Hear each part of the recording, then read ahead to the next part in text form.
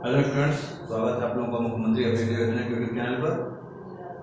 और आज की जो हमारी क्लास है, आज हम लोग देखेंगे एक काफ़ी महत्वपूर्ण इम्पोर्टेंट टॉपिक है। ये क्वेश्चन आपका यहाँ से लेक्चर बनता है और ये क्वेश्चन भी आपका डायरेक्ट फैक्चुअल क्वेश्चन बनता है। बहुत ज़्यादा इसका कोई कॉन्सेप्ट है नहीं, पूरा टॉपिक फैक्ट पर आधारित टॉपिक है और उसी से आपका क्वेश्चन भी पूछा जाता है। तो आइए हम लोग देखते हैं कि आज का टॉपिक कौन सा है हमारा।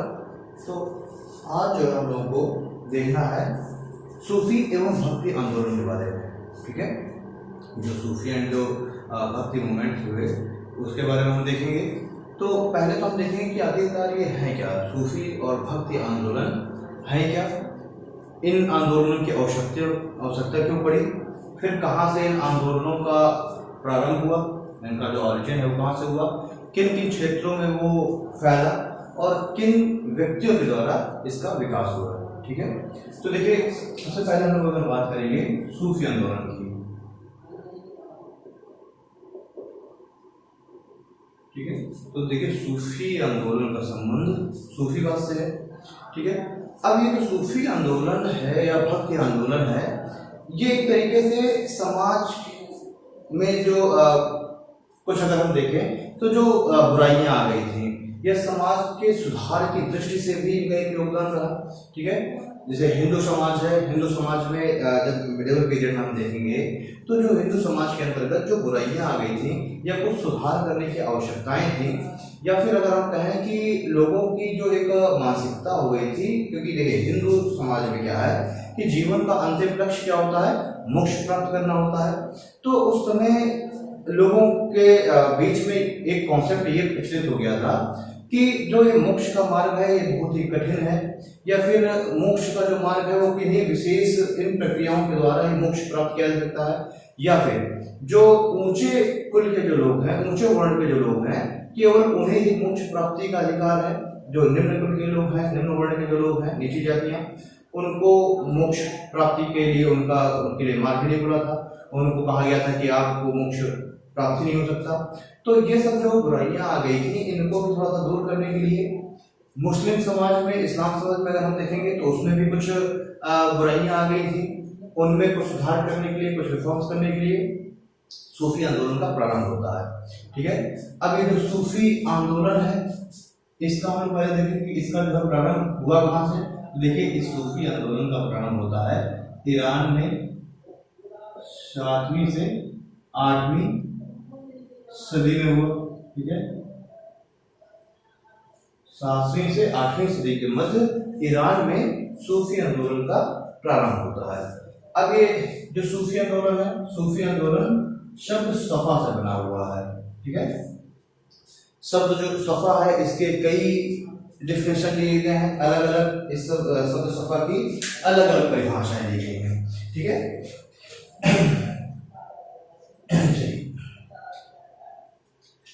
जो इस सफा शब्द है इसकी कई अलग अलग परिभाषा दी गई है। एक तो ये जो सफा है ये अरबी शब्द है, तो अरबी में तो इस सफा का मतलब है पवित्रता। अरबी में इसका मतलब क्या है, तो अरबी में तो सफा का अर्थ होता है पवित्रता। ठीक,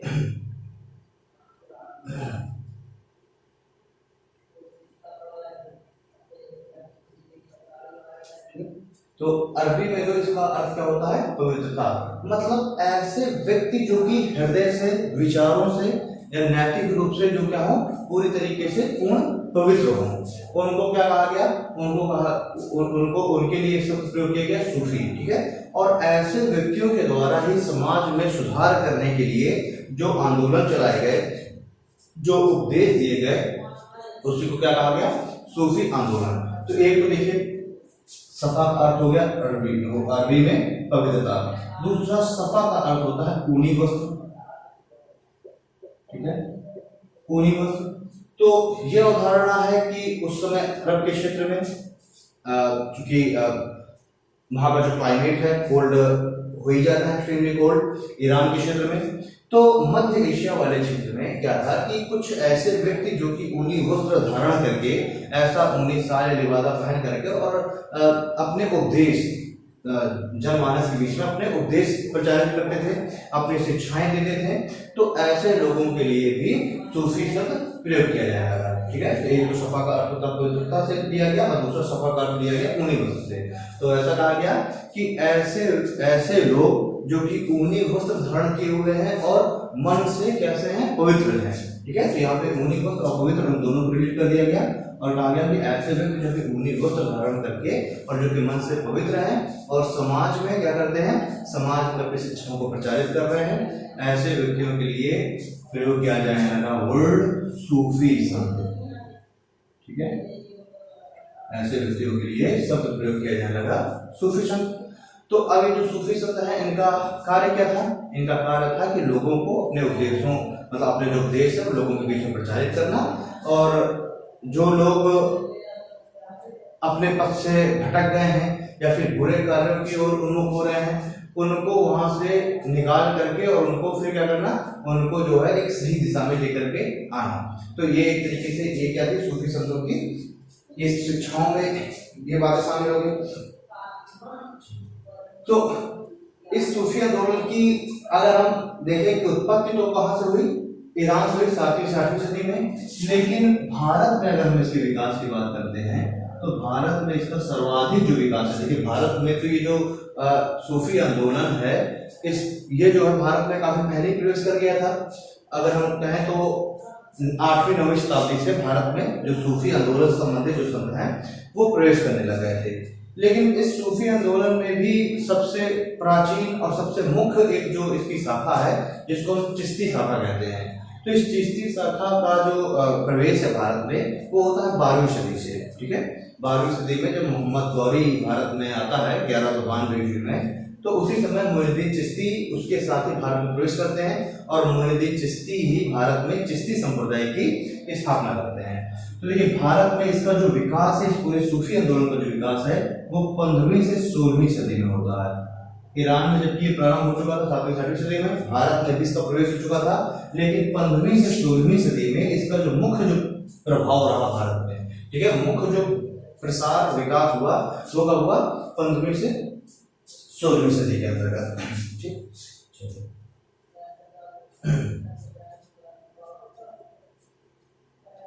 ठीक है, तो हमने देख लिया मतलब सूफी संत, सूफी जो है इससे क्या किस चीज को रिलेट करेंगे, पवित्रता, यानी कि ऐसे व्यक्ति सूफी संत क्या होंगे, तो ऐसे व्यक्ति जो कि आचार विचार एवं व्यवहार में कैसे हों, व्यवहार में पवित्र हों।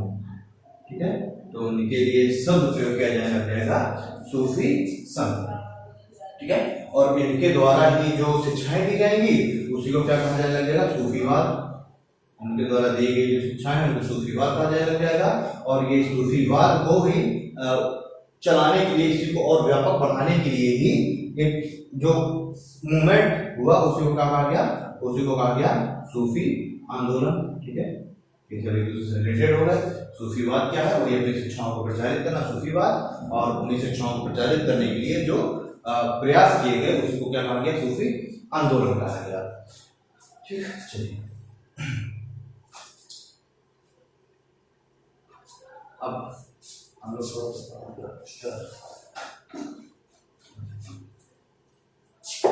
हम लोग देखेंगे कि ये जो सूफी आंदोलन है, सूफी आंदोलन का उद्देश्य क्या है। हमने देख लिया इसका ओरिजिन कहां से हुआ, भारत में कब आया ये। अब सूफी आंदोलन का हम देखेंगे उद्देश्य। तो दोस्तों सूफी आंदोलन का एक तो उद्देश्य समाज की जो बुराइयां हैं उनको दूर करना। मुख्य इसका जो उद्देश्य है ये था एक ईश्वरवाद पर बल देना। भाई उस समय क्या है, जो मुस्लिम समाज में एक धारणा, देखिए मुस्लिम जो हम कहें जो इस्लाम धर्म है उसका मुख्य जो है, मुख्य जो उसका उस धर्म में शामिल है जो उसका दर्शन, वो तो है कि ईश्वर एक ही है। ठीक है, और ईश्वर का कोई आकार नहीं है। लेकिन धीरे धीरे इस इस्लाम समाज में भी बुराइयां आने लग गई थी और लोग जो है एकेश्वरवाद के अलावा भी बहुत से देवताओं पर भरोसा करने लगे थे, बहुत सारे अपने इष्ट जो देव हैं उनकी संकल्पना करने लगे थे। तो ये एक तरीके से क्या था, ये इस्लाम धर्म में कुरीति आ रही थी। तो इन्हीं कुरीतियों को भी दूर करने के लिए सूफी आंदोलन चलाया गया और उसका मुख्य उद्देश्य क्या था? मुख्य उद्देश्य था एकेश्वरवाद पर बल देना, ठीक है, ईश्वर के निराकार रूप पर बल देना, ईश्वर के निराकार रूप की ही संकल्पना, ठीक है, एकेश्वरवाद पर बल देना, ईश्वर के निराकार रूप की ही संकल्पना, साथ ही साथ समाज में भाईचारा, नैतिकता, ठीक है, आदि बढ़ाने पर बल देना। जो समाज है, समाज के लोगों में उनको इन्होंने उपदेश दिए, आपसी जो भाईचारा है समाज में उसको बढ़ाने के लिए लोगों को जागृत किया, ठीक है, नैतिकता जो मोरालिटी है सोसाइटी के अंदर उसको बढ़ाने पर इन्होंने जोर दिया, ठीक है। तो इनकी जो शिक्षाएं हैं, इनकी शिक्षाओं में मुख्य चीजें क्या शामिल थी? इनकी जो उद्देश्य है उसमें भाईचारा, नैतिकता, बंधुता, ये सभी बातें, ये सब चीजें जो है इनकी जो शिक्षाएं हैं उस शिक्षाओं के पीछे का जो मूल कॉन्सेप्ट था ये था, ठीक है, भाईचारा, नैतिकता वगैरह आज की जो भावनाएं हैं वो बढ़ाने पर बल दिया। अब हम देखेंगे कि जो ये सूफी जो आंदोलन है, इस सूफी आंदोलन के अंतर्गत, ठीक है, कुल 14 सिलसिलों का जिक्र किया गया है। सूफी आंदोलन के अंतर्गत कुल 14 सिलसिलों का जिक्र किया गया है। अब सिलसिले देखिए क्या होता है, मान के चलिए कि उस सूफी आंदोलन के अंतर्गत ही बहुत सारे ऐसे व्यक्तित्व हैं, ऐसे लोग हैं जो क्या है कि उनका मेन मोटिव तो एक ही वही है, भाईचारा बढ़ाना, नैतिकता बढ़ाना, धर्म में जो कुरीतियां आ गई हैं उनको दूर करना, लेकिन कुछ उन सब में कार्य करने का तरीका अलग अलग है, ठीक है। एक व्यक्ति ए है, उसका तरीका थोड़ा अलग है, बी का तरीका अलग है। तो ऐसे ही कुल 14 सिलसिले, कुल 14 जो है, जो हम कहें कि उनके जो अपनी थ्योरी जो है उनकी अलग अलग थ्योरी वाले 14 सिलसिले यहाँ पर सामने आए, ठीक है।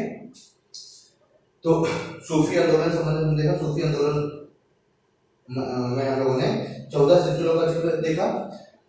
तो अभी जो 14 सिलसिले हैं इसका जिक्र कहाँ किया गया है? देखिए अबुल फजल ने, साफ कर देता हूं,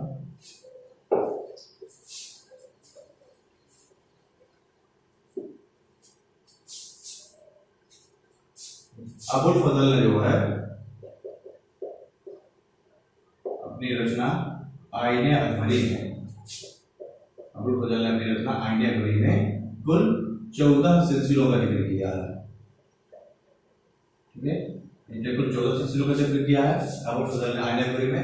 इन 14 सिलसिलों में से 12 सिलसिले जो है प्रमुख हैं। इन 14 सिलसिलों में 12 सिलसिले प्रमुख है, जो कि मतलब भारत में जिन सिलसिलों का ज्यादा प्रचार प्रसार हुआ, ज्यादा प्रभाव रहा, तो ऐसे सिलसिले कितने थे? 12। इन 12 में से भी 5 सिलसिले ही ऐसे हैं जो अधिक महत्वपूर्ण हैं, ठीक है। इन 12 सिलसिलों में से 5 सिलसिले अधिक महत्वपूर्ण हैं, जो कि हमारे एग्जाम के लिए भी महत्वपूर्ण है, ठीक है। अभी 5 सिलसिले हैं कौन कौन से, तो हम देख लें। जैसे कि एक सिलसिला हो गया चिश्तिया, ठीक है, चिश्ती सिलसिला हो गया, सुहरावर्दी हो गया, ठीक, कादरी हो गया, शत्तारी हो गया, ठीक है, और नक्शबंदी, क्लियर। तो इन जो सूफी आंदोलन के जो सिलसिले हैं इनमें से 5 सिलसिले ज्यादा महत्वपूर्ण हैं, चिश्ती, सुहरावर्दी, कादरी, शत्तारी और नक्शबंदी। अब हमारे लिए भी, हमारे एग्जाम के लिहाज से भी जो चिश्तिया है, जो चिश्ती सिलसिला है, ये सबसे महत्वपूर्ण है, और दूसरे नंबर पे आपका आएगा नक्शबंदी और एक है सुहरावर्दी, ठीक है। ये 3 हमारे लिए ज्यादा महत्वपूर्ण, इनमें से सबसे ज्यादा जो महत्वपूर्ण है वो है चिश्तिया, ठीक है। क्वेश्चन आपके सबसे ज्यादा चिश्तिया से ही बनते हैं।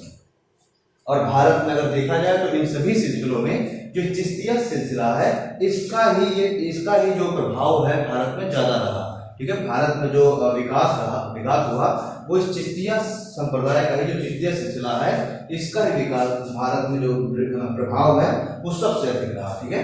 सबसे ज्यादा जो फैला, सबसे ज्यादा जो प्रसारित हुआ वो चिश्तिया सिलसिला ही रहा। इसलिए हम देखेंगे कि जितने महत्वपूर्ण आप लोगों ने नाम सुने होंगे, सलीम चिश्ती हो गए, निजामुद्दीन औलिया हो गए, ठीक है, आपके ख्वाजा साहब अजमेर वाले ये हो गए, मुइनुद्दीन चिश्ती, ये सभी के सभी जो महत्वपूर्ण है ये आपको इसी में मिलेंगे, चिश्तिया सिलसिला में मिलेंगे। ठीक, आइए हम लोग स्टार्ट करते हैं एक सिलसिले को लेकर के। अच्छा, इसमें जरा एक चीज देखेंगे हम, जो चिश्तिया सिलसिला है, ये चिश्तिया सिलसिला ने तो सीधे सीधे से कहा, इसका जो मेन इसने अपना दर्शन दिया, मेन इसने अपनी जो उसका उद्देश्य था, इसने कहा कि जो ये सूफी सिलसिले हैं इनको राजनीति से पूरी तरीके से पृथक रहना चाहिए। मतलब इन्हें राजनीति से पूरी तरीके से पृथक रहने पर इन्हें बल दिया। साथ ही साथ चिश्तिया सिलसिले ने कुछ परिवर्तनों पर भी बल दिया। उन्होंने कहा कि समाज में समय समय पर कुछ परिवर्तन होते रहने चाहिए और उन परिवर्तनों को समाज को एक्सेप्ट करना चाहिए। ठीक है, तो चिश्तिया सिलसिला, जहाँ जो चिश्तिया सिलसिला था ये काफी ज्यादा धार्मिक रूप से सहिष्णु था। ठीक है, इसने समाज में भाईचारे पर अधिक बल देने की कोशिश की, हिंदू मुस्लिम एकता पर इसने बल दिया। ठीक है, तो चिश्तिया सिलसिला जहां इसने हिंदू मुस्लिम एकता पर बल दिया, सामाजिक समरसता पर बल दिया, सामाजिक समरसता, और साथ ही इसने राजनीति से पृथक्करण, इसने राजनीति से पृथक्करण का कॉन्सेप्ट दिया। ठीक है, तो जहां जो है चिश्तिया सिलसिला का मेन मोटिव ये था। वही अगर हम नक्शबंदी सिलसिला को देखेंगे तो ये सर्वाधिक कट्टरवादी सिलसिला था। ठीक है, सर्वाधिक कट्टरता थी इसके अंदर। समाज में किसी भी तरीके के जो परिवर्तन है उसका इसने घोर विरोधी था ये। ठीक है, यानी कि किसी भी तरीके के जो परिवर्तन है, परिवर्तनों को एक्सेप्ट नहीं किया इसने, परिवर्तनों का घोर विरोधी था। इसने कहा कि जो समाज है उसको मूल इस्लामी सिद्धांतों के अनुसार चलना चाहिए। मतलब कि शरीयत पर इसने बल दिया। इसने कहा जो समाज है उसको, जो इस्लाम धर्म के जो फॉलोअर्स हैं इनको शरीयत को ही बल देना चाहिए और उसके आधार पर ही समाज को अपने सारे जो भी कार्य है वो करने चाहिए। ठीक है, तो जहां चिश्तिया, दोनों में अंतर समझ गए आप लोग, ये कट्टरवादी है जहां इसमें कट्टरता नहीं है। ये कैसा है, इसने हिंदू मुस्लिम एकता पर बल दिया, धार्मिक सहिष्णुता पर बल दिया, सामाजिक समरसता और राजनीति के पृथक्करण पर बल दिया। वहीं इसने क्या किया, परिवर्तनों का विरोध किया। कट्टरवादी था ये, सबसे सर्वाधिक कट्टरवादी रहा नक्शबंदी सिलसिला, और शरीयत के ही जो सिद्धांत है उनका पालन करने पर बल दिया। वहीं अगर हम कादरी की बात करें तो कादरी भी कट्टर था, कादरी भी कट्टरवादी था, पर नक्शबंदी से फिर भी कुछ हद तक कम था। सुहरावर्दी की अगर बात करेंगे तो इसने राजनीति में हस्तक्षेप करने के, फिर जो शासक वर्ग है उन शासक वर्गों के साथ मेल मिलाप बढ़ाने पर बल दिया। सुहरावर्दी सिलसिले का कहना क्या था कि जो शासक वर्ग है उसके साथ मेल जोल बढ़ा कर रखना चाहिए। ठीक है, उसको अपने पक्ष में मिला करके रखना चाहिए। साथ ही साथ सुहरावर्दी सिलसिला ने क्या किया, इसके जो प्रमुख जो संत थे इन्होंने हम कहेंगे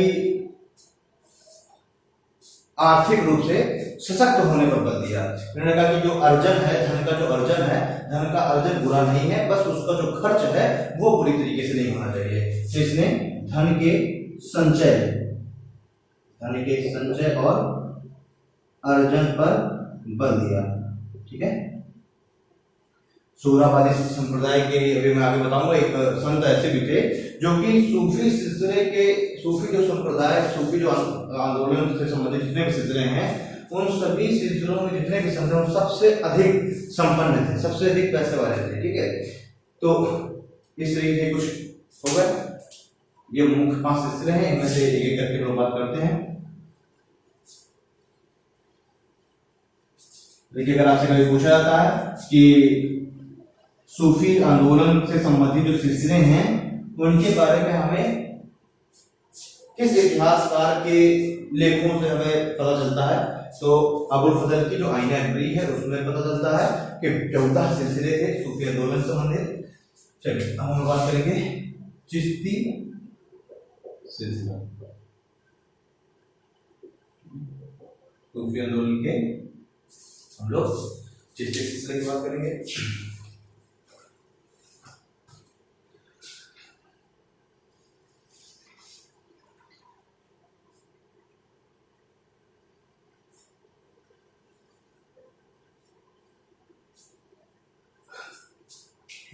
देखिए जो चिश्ती सिलसिला है इसका जो प्रारंभ है, इसका जो उदय है वो तो कहाँ हुआ, वो तो अरब में हुआ।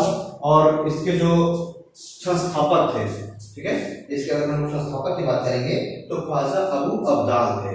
तो इसकी स्थापना कहाँ हुई, शुरुआत कहाँ पे हुई, अरब में हुई। और इसके संस्थापक कौन थे, ख्वाजा अबू अब्दाल। ख्वाजा अबू अब्दाल से संस्थापक थे, लेकिन इसकी अभी कहां पर स्थापना हो रही है, तो अरब में हो रही है, ठीक है। अरब में ख्वाजा अब्दुल अब्दाल इसके कौन थे, संस्थापक थे। लेकिन अगर हम लोग भारत में बात करें कि भारत में इसकी स्थापना किसने की, तो भारत में इसके संस्थापक कौन थे, ख्वाजा मोइनुद्दीन चिश्ती। भारत में इसके संस्थापक कौन थे, तो ख्वाजा मोइनुद्दीन चिश्ती भारत में इसके संस्थापक थे। और भारत में जो चिश्ती सिलसिला है कब प्रवेश किया, तो 12वीं शताब्दी में, 12वीं शताब्दी में। कहा जाता है कि मोइनुद्दीन चिश्ती जो है 1192 ईस्वी में मोहम्मद गौरी के साथ भारत आए, ठीक है। कहा जाता है कि मोइनुद्दीन चिश्ती 1192 ईस्वी में मोहम्मद गौरी के साथ भारत आते हैं। और भारत आकर के मोइनुद्दीन चिश्ती कुछ समय तक वो लाहौर में निवास करते हैं। लाहौर में निवास करने के पश्चात फिर दिल्ली आते हैं और दिल्ली से फाइनली वो अजमेर पहुंच जाते हैं। और अजमेर में ही वो अपना खानकाह जो है, अपने खानकाह का निर्माण करते हैं, ठीक है। खानकाह क्या होता है, खानकाह या खानकाह भी हो सकता है, खानकाह भी हो सकता है, ठीक है। तो खानकाह क्या होता है,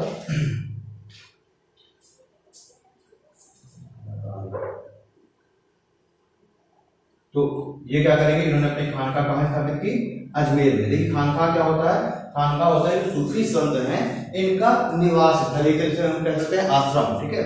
हिंदू धर्म में जिसको हम आश्रम बोलते हैं, वही यहाँ पे क्या हो जाएगा, खानकाह हो जाएगा। यानी जो भी ये मुख्य सूफी संत हैं इनका निवास स्थल, और यहीं पर इनके जो शिष्य वगैरह है वो सब आकर के और फिर जो भी आराधना वगैरह है वो यहीं पर की जाएगी। तो खानकाह एक तरीके से क्या है, आश्रम है। तो मोइनुद्दीन चिश्ती भारत में चिश्ती सिलसिला का प्रारंभ करते हैं। भारत में चिश्ती जो सिलसिला है उसको लेकर के भारत में कौन है, मोइनुद्दीन चिश्ती लेकर के आए। किसके समय में भारत के आते हैं, तो मोहम्मद गौरी के साथ 1192 ईस्वी में भारत आते हैं। और फाइनली अपनी जो खानकाह है वो कहाँ स्थापित करते हैं, तो अजमेर में, ठीक है। चलिए अब थोड़ा सा हम लोग देख लेंगे कि चिश्ती सिलसिले का जो है, चिश्ती सिलसिले की मुख्य उद्देश्य क्या थे, ठीक है। क्योंकि प्रत्येक कोई भी अगर रिफॉर्म होगा तो उसके पीछे कोई ना कोई मोटिव होगा, कोई ना कोई उद्देश्य होगा। तो हम लोग चिश्ती सिलसिले के हम लोग उद्देश्य की बात करते हैं।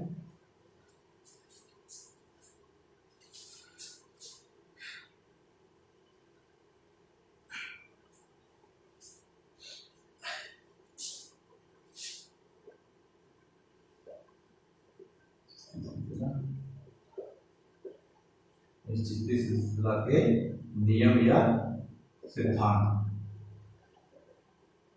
पहला तो एकेश्वरवाद पर बल देना।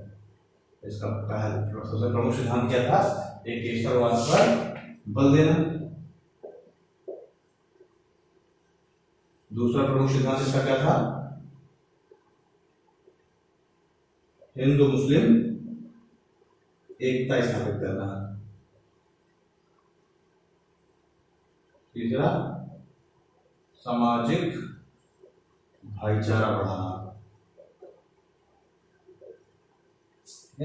एकेश्वरवाद पर बल देना, हिंदू मुस्लिम एकता स्थापित करना, सामाजिक भाईचारा को बढ़ावा देना, ठीक है। अद्वैतवाद का विकास करना,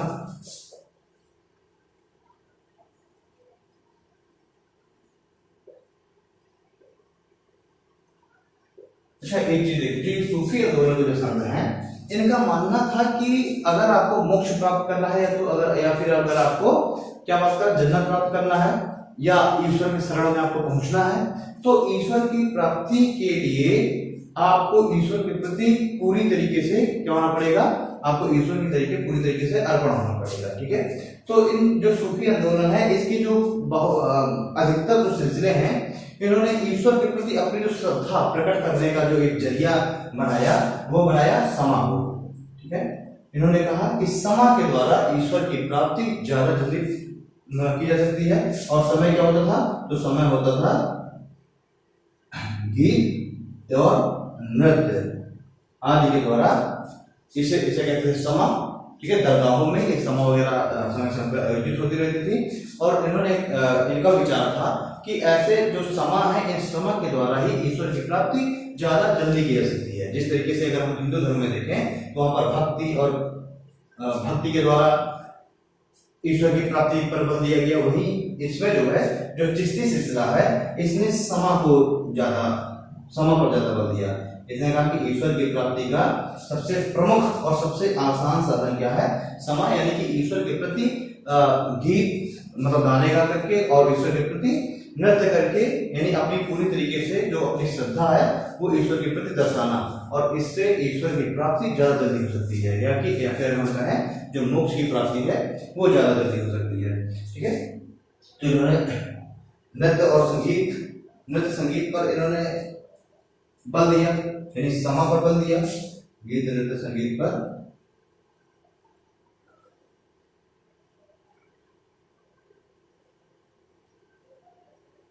तो उन्होंने समा पर विश्वास कर दिया, अद्वैतवाद का विकास किया, सामाजिक भाईचारा को बढ़ाने का प्रयास किया, हिंदू मुस्लिम एकता स्थापित करने का प्रयास किया, एकेश्वरवाद पर बल दिया।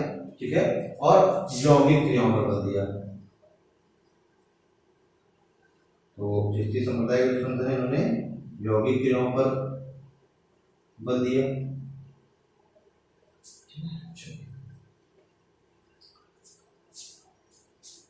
केसरवाद पर हो गया, हिंदू मुस्लिम पर और यौगिक क्रियाओं पर बल दिया। ओके, चलिए अब हम लोग देखेंगे कि जो चिश्ती सिलसिला है इनके प्रमुख संत कौन कौन से हैं। चिश्ती सिलसिला के प्रमुख हम लोग संतों को देख लेंगे। तो देखिए, पहले तो संस्थापक कौन हो गए, संस्थापक तो इसके मोइनुद्दीन चिश्ती हो गए।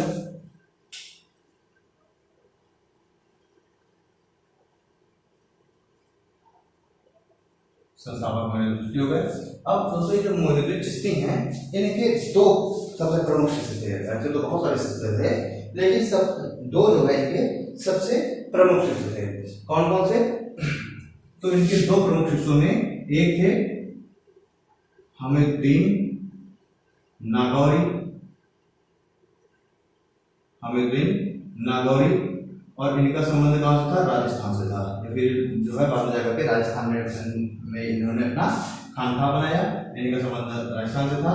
और दूसरे जो मोइनुद्दीन चिश्ती के जो दूसरे सबसे प्रिय शिष्य थे, सबसे जो प्रमुख शिष्य थे, वो थे ख्वाजा बख्तियार काकी। ठीक है, ख्वाजा बख्तियार काकी। ठीक, तो कहा जाता है कि जब मोइनुद्दीन चिश्ती दिल्ली को छोड़ करके और अजमेर जाने लग गए और उन्होंने फैसला किया कि मैं अजमेर में अपना शेष जीवन व्यतीत करूंगा, वहीं पर अपना खानका बनाऊंगा, तो ये ख्वाजा बख्तियार काकी भी अपने पीर के साथ, पीर के गुरु उनके साथ, वो भी दिल्ली छोड़ करके अजमेर जाने की तैयारी करने लगते हैं। तब दिल्ली की जनता और उस समय दिल्ली सल्तनत के जो शासक था वो था इल्तुतमिश, इनके द्वारा क्या होता है कि बख्तियार काकी को रोकने के लिए उनसे आग्रह किया जाता है कि आप जो है आप ना दिल्ली छोड़ करके जाएं, आप दिल्ली में ही रहें। तो इससे मोइनुद्दीन चिश्ती अब बख्तियार काकी को, अपने शिष्य को दिल्ली में ही रुकने के लिए कहेंगे, और मोइनुद्दीन चिश्ती अब चले जाएंगे अजमेर, और अजमेर में अपना खानका बनाएंगे, और बख्तियार काकी कहाँ रहेंगे, दिल्ली में रहेंगे। इन्हीं बख्तियार काकी के ही नाम पर कुतुबुद्दीन ऐबक ने कुतुब मीनार का निर्माण प्रारंभ कराया, क्योंकि उस समय इनका भी प्रभाव दिल्ली में काफी अधिक हो चुका था। तो कुतुबुद्दीन ऐबक भी बख्तियार काकी का शिष्य, मैंने बख्तियार काकी को कुतुबुद्दीन ऐबक भी बहुत मानता था। और फिर इल्तुतमिश भी जो इल्तुतमिश है उसकी भी इनके प्रति काफी आस्था थी। तो ये जो बख्तियार काकी है इन्हीं के नाम पर ही ख्वाजा कुतुबुद्दीन बख्तियार काकी का पूरा नाम था, ठीक है। इन्हीं ख्वाजा कुतुबुद्दीन बख्तियार काकी के ही नाम पर इल्तुतमिश के द्वारा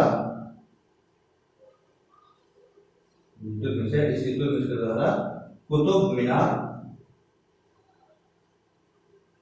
का निर्माण कराया जाता है, ठीक है। तो देखिए प्रारंभ तो कुतुबुद्दीन ऐबक के द्वारा करा दिया गया, लेकिन इसका जो फाइनल जो कंस्ट्रक्शन हुआ वो किसके द्वारा कराया गया, तो इल्तुतमिश के द्वारा, ठीक है। तो इनका पूरा नाम क्या था, ख्वाजा कुतुबुद्दीन बख्तियार काकी, और इन्हीं कुतुबुद्दीन बख्तियार काकी के ही नाम पर कुतुब मीनार का निर्माण कराया गया। हमीदुद्दीन नागौरी कहाँ संबंधित है, राजस्थान से, और बख्तियार काकी कहाँ संबंधित है, ये दिल्ली से संबंधित है, ठीक है। मोइनुद्दीन चिश्ती अजमेर से, मतलब जहां पर जिसकी खानकाह स्थापित हुई है वहीं से इसका संबंध दिखा दिया गया, ठीक है। अब ये दो चीज हो गए। जब मोइनुद्दीन चिश्ती की जब मृत्यु होती है तो अपने जीवन काल में ही ये बख्तियार काकी को अपना उत्तराधिकारी घोषित कर देते हैं, मतलब कि मोइनुद्दीन चिश्ती की मृत्यु के बाद जो बख्तियार काकी है उनके संरक्षण में ही चिश्ती सिलसिला है उसका आगे विकास होता है। अब जो बख्तियार काकी है, बख्तियार काकी के हम लोग कुछ मुख्य से देख लेते हैं।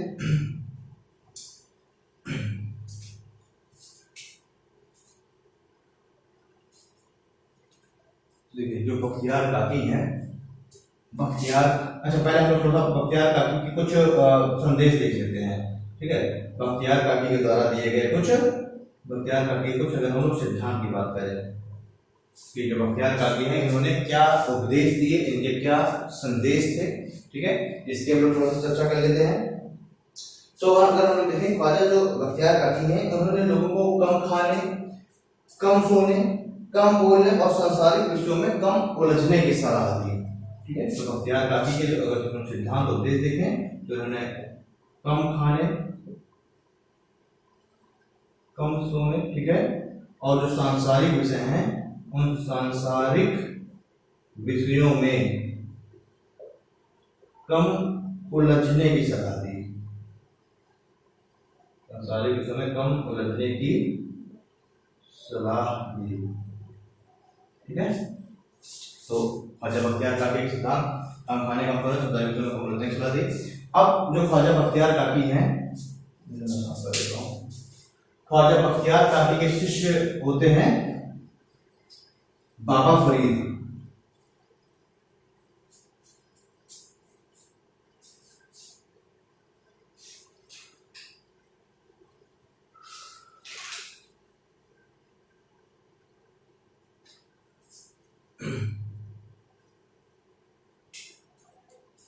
तो बख्तियार काकी के बाद अब इनके जो शिष्य हैं वो अब इस चिश्ती सिलसिले को आगे बढ़ाएंगे, और उनका नाम क्या है, उनका नाम है फरुद्दीन गज-ए-सकर, फरुद्दीन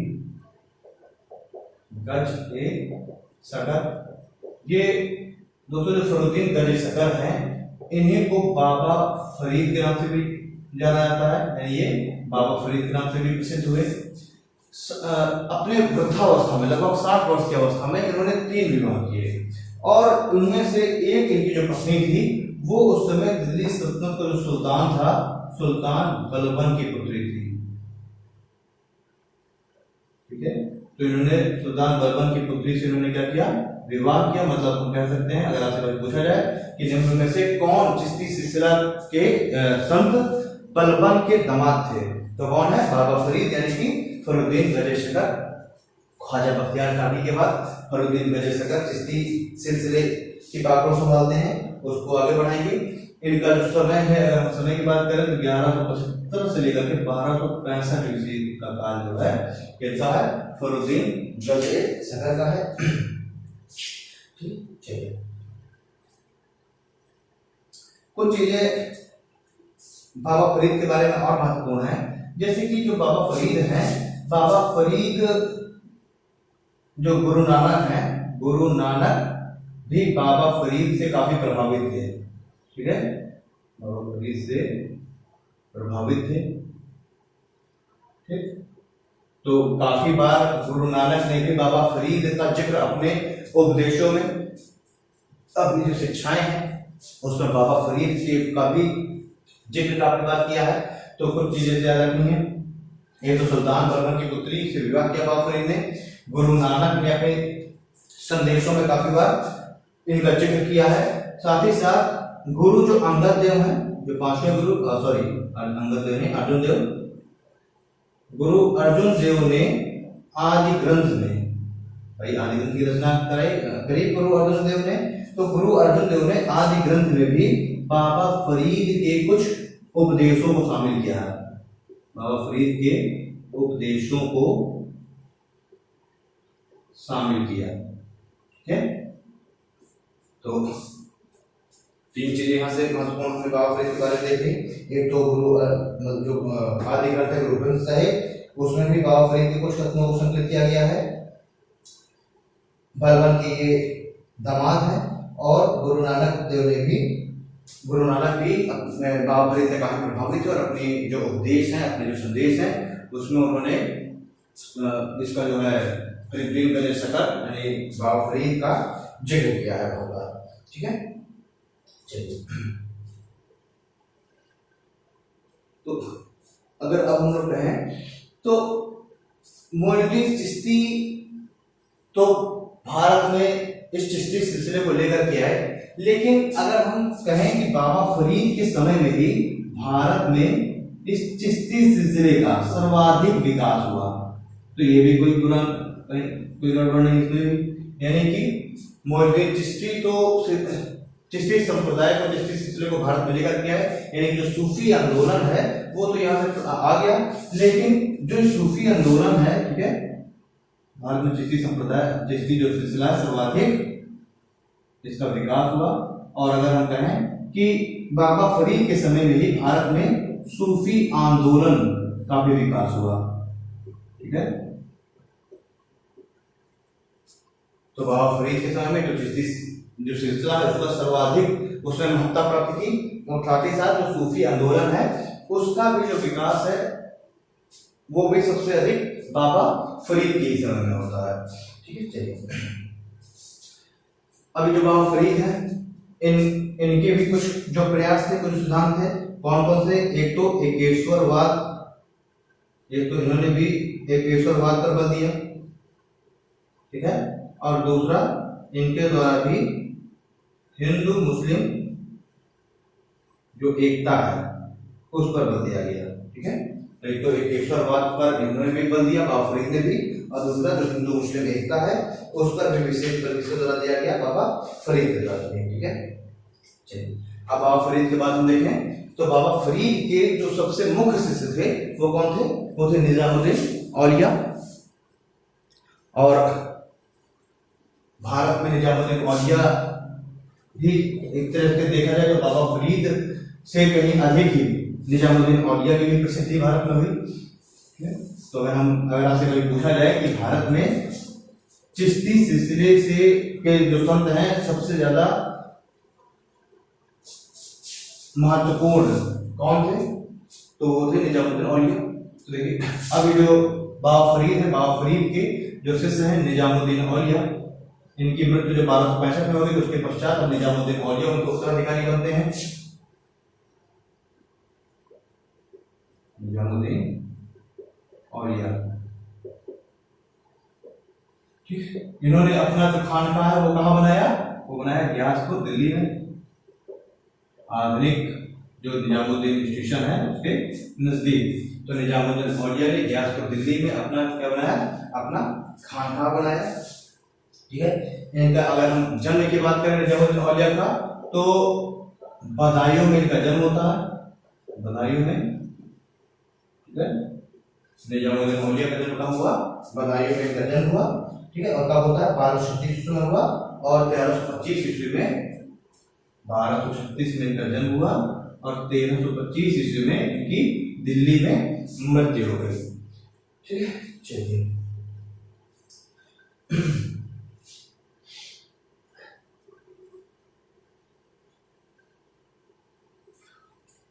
तो एक तो जैसे कुछ चीजें, पहले तो जो औलिया हैं निजामुद्दीन औलिया, ये भारत में चिश्ती सिलसिले के सर्वाधिक महत्वपूर्ण संत थे,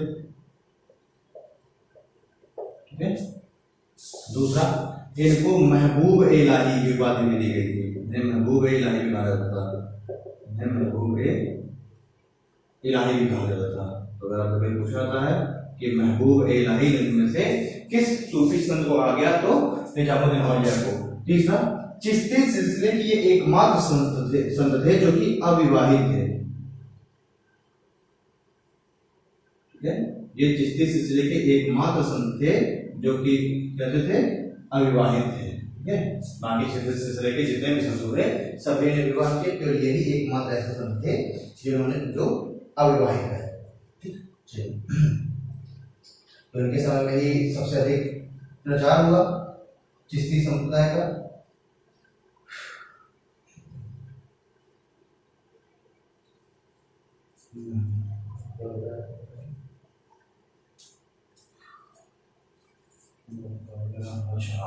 एक इनके बारे में एक कथन ये है कि निजामुद्दीन औलिया एकमात्र ऐसे सूफी आंदोलन से जुड़े हुए एकमात्र ऐसे संत थे जिन्होंने 7 शासकों का राज्य देखा है। ठीक है, एकमात्र ऐसे सूफी संत कहलाए जिन्होंने 7 शासकों का, दिल्ली सल्तनत के 7 शासकों का इन्होंने क्या देखा है, काल देखा है। ठीक है, तो देखिए कुछ चर्चा जलालुद्दीन खिलजी के समय में मिलती है, अलाउद्दीन खिलजी के समय में भी कुछ चर्चाएं मिलती हैं। फिर गयासुद्दीन तुगलक से तो इनका काफी मतभेद था ही। हाँ, गयासुद्दीन तुगलक के मतभेद से याद आया कि इनके बारे में एक बहुत ही महत्वपूर्ण एक कथन है कि गयासुद्दीन जो तुगलक है वो एक बार गया था बंगाल के अभियान पर, और उस समय जो निजामुद्दीन औलिया है इनका प्रभाव दिल्ली में बहुत अधिक हो चुका था। तो इनके प्रभाव से घबरा करके गयासुद्दीन तुगलक इनसे मतभेद भी रखता था क्योंकि इतना ज्यादा इनका प्रभाव हो चुका था।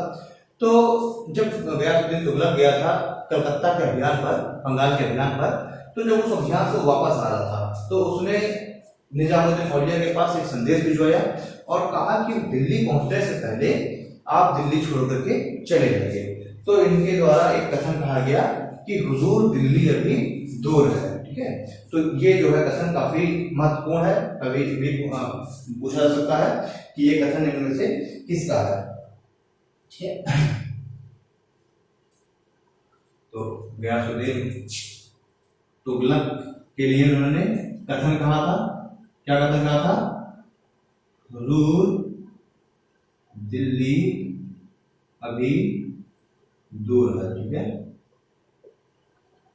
तो ये आपको अगर आपसे पूछा जाएगा, ये तो नहीं पूछा जाएगा आपसे कि ये कथन किसके द्वारा कहा गया है, क्योंकि अब ये बहुत कॉमन हो चुका है। आपसे ये पूछा जाएगा कि निजामुद्दीन औलिया ने ये कथन इनमें से किस शासक के लिए कहा है, तो किसके लिए कहा है, गयासुद्दीन तुगलक के लिए कहा है। जलालुद्दीन खिलजी और अलाउद्दीन खिलजी ने भी बहुत बार इनको अपने दरबार में उपस्थित होने के लिए आदेश दिया, बहुत बार संदेश भिजवाया, लेकिन ये कभी भी दरबार में उपस्थित नहीं हुए। ठीक है, तो इनका जो प्रमुख सिद्धांत था वो था, इन्होंने कहा कि कभी किसी भी सूफी आंदोलन संबंधित या फिर किसी भी संत को राजकीय संरक्षण नहीं लेना चाहिए। ठीक है, तो इन्होंने राजकीय संरक्षण लेने का विरोध किया। ठीक, धन के अर्जन का इन्होंने विरोध किया। उन्होंने कहा कि धन का अर्जन अधिक नहीं करना चाहिए, उतना ही अपने पास संसाधन रखने चाहिए जितना आपके उपभोग के लिए आवश्यक है। ठीक है, दैनिक आवश्यकताओं के लिए जितना आवश्यक है। तो इन्होंने धन के अर्जन का इन्होंने विरोध किया। ठीक है, इन्होंने योग के प्राणायाम विधि को अपनाया, इसी कारण इनको योग सिद्धि की भी उपाधि दी गई। तो इन्होंने योग के प्राणायाम विधि को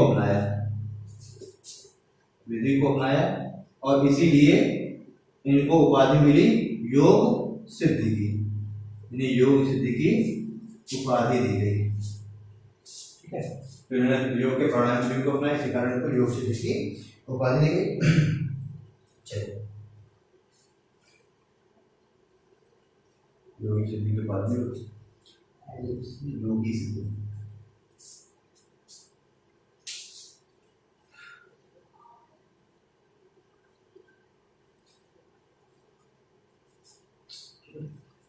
अब देखिए, इनके जो है निजामुद्दीन औलिया के एक शिष्य थे जिनका नाम था शेख बुरहानुद्दीन गरीब। इन्हें निजामुद्दीन औलिया के एक शिष्य थे शेख बुरहानुद्दीन गरीब। और दोस्तों, जो बुरहानुद्दीन गरीब हैं इन्होंने जो चिश्ती सिलसिला है इसको उत्तर भारत से दक्षिण भारत में प्रचारित किया या प्रसारित किया।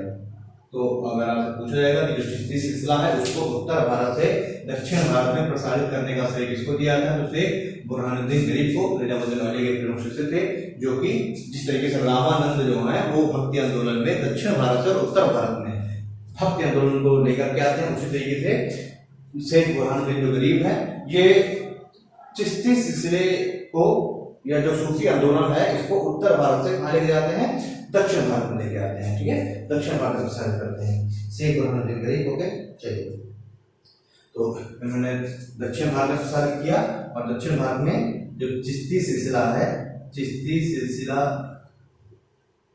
के विचारों को प्रचारित किया। ठीक है, तो इन्होंने दक्षिण भारत में चिश्ती सिलसिले के विचारों को प्रचारित किया। अब हम देखेंगे कि एक और है शेख हुसैन गेसू दराज, इन्होंने दक्षिण भारत में चिश्ती सिलसिले के मतों का प्रचार किया। एक शेख बुरहानुद्दीन गरीब और दूसरे जो है गेसू दराज है, शेख हुसैनी गेसू दराज, शेख हुसैनी गेसू दराज, इन्होंने भी दक्षिण भारत में प्रसारित किया।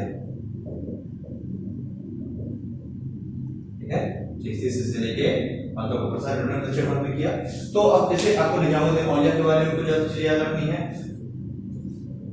मोइनुद्दीन चिश्ती के बारे में याद रखनी है और बाबा फरीद के बारे में, तीन प्रमुख हैं। बाकी शेख बुरहानुद्दीन गरीब हो गए, शेख हुसैन गेसू दराज हो गए, इनके बारे में सिर्फ आपको इतना याद रखना है कि ये उत्तर भारत से चिश्ती सिलसिला के मतों को या उसके विचारों को उत्तर भारत से दक्षिण भारत में लेकर गए, यानी दक्षिण भारत में इन्होंने इसका प्रचार प्रसार किया। उसी तरीके से अगर शेख नूरुद्दीन की बात करें तो उन्होंने कश्मीर में चिश्ती सिलसिले का प्रचार किया। ठीक है, तो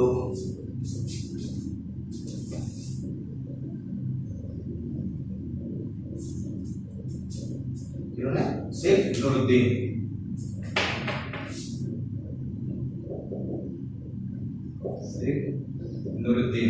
जो शेख नूरुद्दीन है इन्होंने चिश्ती सिलसिले का जो प्रसार है,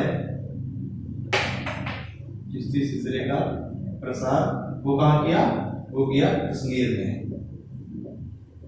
ठीक है, चिश्ती सिलसिले का प्रसार इन्होंने कहाँ किया, कश्मीर में किया।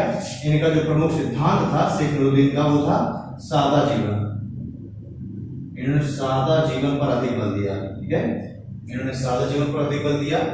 इन्होंने भी समा पर बल दिया, मैंने मुख्य रूप से जो ये समा है ये इस चिश्ती सिलसिले के द्वारा ही प्रारंभ किया गया। ठीक है, यानी समा को सबसे ज्यादा जो आश्रय दिया, सबसे ज्यादा जो इसका उत्थान किया वो किसने किया, वो चिश्ती सिलसिले में हुआ। बाद में नक्शबंदी सिलसिले में अगर हम जाएंगे तो वहां पर ये समा हमें समा का प्रयोग दिखाई नहीं देगा, क्योंकि वो क्या थे, वो कट्टरवादी थे और इस्लाम धर्म में ये संगीत और नृत्य इस सबका विरोध किया गया है। इसी वजह से जो नक्शबंदी जो सिलसिला है उसने भी समा का विरोध किया और उसके समय में ये संगीत और नृत्य है उस पर जो है उसका हम देखेंगे उसमें गिरावट आती है। तो इन्होंने भी समा के माध्यम से ही ईश्वर की प्राप्ति पर बल दिया। इन्होंने समा के माध्यम से ही ईश्वर प्राप्ति पर बल दिया। चलिए, सारा जीवन जीने का अब हम देख लेते हैं थोड़ा सा चिश्ती के बाद चीजें देखेंगे थोड़ा सूफी सिलसिले के बारे में।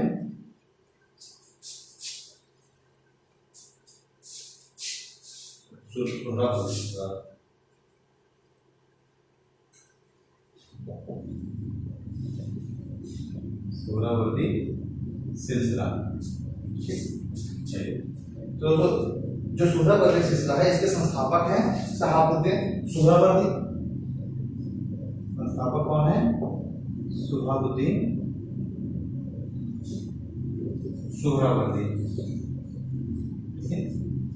सोहरावर्दी सिलसिले के संस्थापक कौन है, तो शहाबुद्दीन सोहरावर्दी है।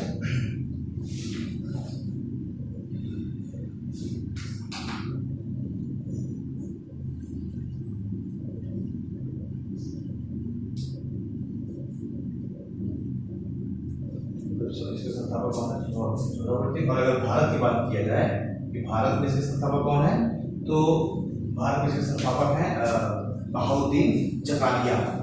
ठीक है, भारत के संस्थापक हैं बहाउद्दीन जकारिया। ठीक है, तो अरब में तो इसके संस्थापक कौन है? सुहाबुद्दीन सोहरावर्दी। लेकिन भारत में इस सिलसिले को लेकर के कौन आया, या अगर हम बात करें भारत में इस सिलसिले के संस्थापक कौन है, तो बहाउद्दीन जकारिया। अब इसके हम लोग प्रमुख सिद्धांतों की बात करेंगे सोहरावर्दी सिलसिले के। तो इसके जो संत हैं, या अगर हम लोग इसके सिद्धांत की बात करें,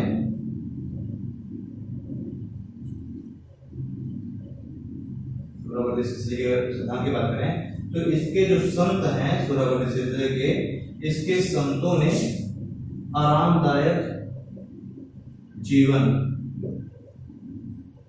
व्यतीत करने पर बल दिया।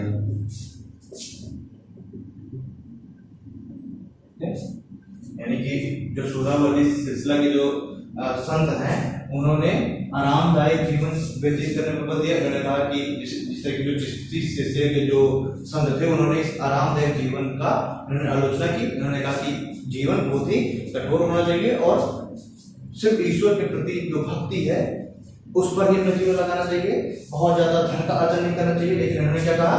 उन्होंने कहा कि संतों को आरामदायक जीवन जीना चाहिए। और इसका मतलब नहीं है कि अगर आप आरामदायक जीवन जी रहे हैं तो आपको ईश्वर की प्राप्ति नहीं हो सकती। ठीक है, ईश्वर की आस्था एक अलग बात है, लेकिन अपने शरीर को कष्ट देना आवश्यक नहीं है। इसके लिए इन्होंने धन के अर्जन पर भी बल दिया, धन के अर्जन और उसके संचय पर भी बल दिया। इनका कहना था कि धन का अर्जन बुरा नहीं है, धन का खर्च करना बुरा है। तो इन्होंने कहा कि धन का अर्जन करना चाहिए, बस उसका जो खर्च है वो कहीं बुरे कामों में नहीं करना चाहिए, मतलब कि उस धन का इस्तेमाल अच्छे कामों के लिए करना चाहिए। ठीक है, धन का जो खर्च है वो अच्छे कामों के लिए करना चाहिए। तो उन्होंने धन के अर्जन पर बल दिया। ठीक है, अपने परिवार की सुख सुविधा के लिए व्यवस्था करने पर भी बल दिया। उन्होंने कहा कि जो भाई आप मतलब अगर आप जो है धन का अर्जन नहीं करेंगे, अगर आप ऐसा जीवन व्यतीत नहीं करेंगे, तो आपका परिवार भी आप ही के जैसे जीवन व्यतीत करेगा। तो उन्होंने कहा कि अपने लिए, अपने वजह से परिवार के जो परिवार है उसके लिए जो है कठोर जीवन के लिए बात नहीं उन्हें करना चाहिए। तो इनका एक कथन ये था कि जो परिवार है, परिवार को भाई आप अगर मान लीजिए मोक्ष के रास्ते पर जा रहे हैं, अगर आप जो है सुख सुविधाओं का त्याग कर रहे हैं, तो उसके जरूरी नहीं है कि आपके परिवार को भी सुख सुविधाओं का त्याग करना चाहिए। तो इन्होंने क्या कहा कि परिवार के लिए सुख सुविधाओं का, परिवार की सुख सुविधाओं का जो है परिवार की सुख सुविधाओं का ध्यान देना चाहिए।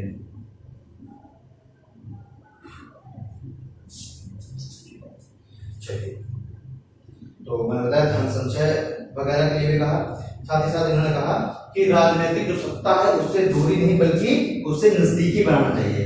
जिन्होंने राजनैतिक सत्ता से नजदीकी संबंध स्थापित करने पर बल दिया।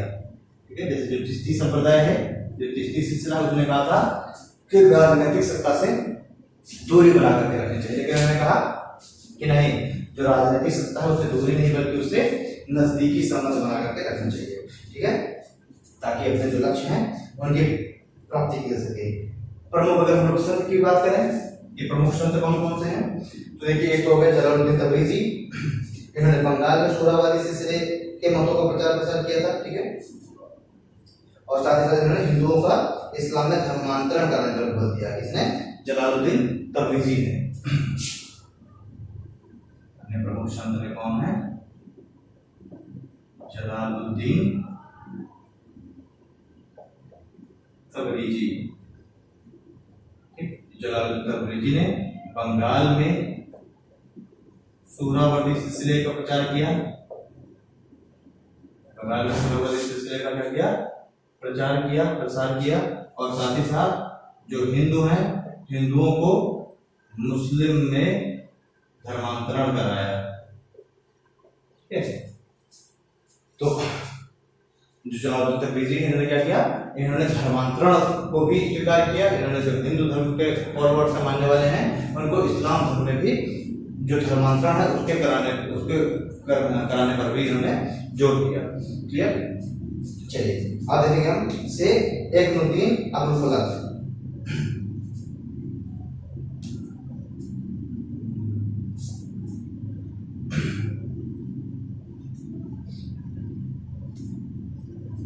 दूसरे प्रमुख संत कौन है? दूसरे प्रमुख संत हैं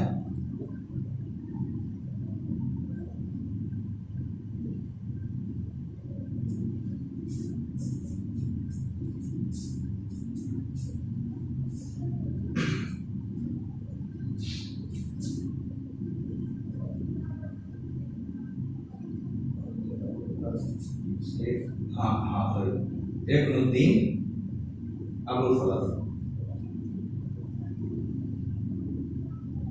इब्नुद्दीन अबुल फलक ये भी प्रमुख संत है। ये जो है ये पौत्र थे शेख इब्नुद्दीन अबुल फलक, पौत्र थे किसके? बहाउद्दीन जकारिया के।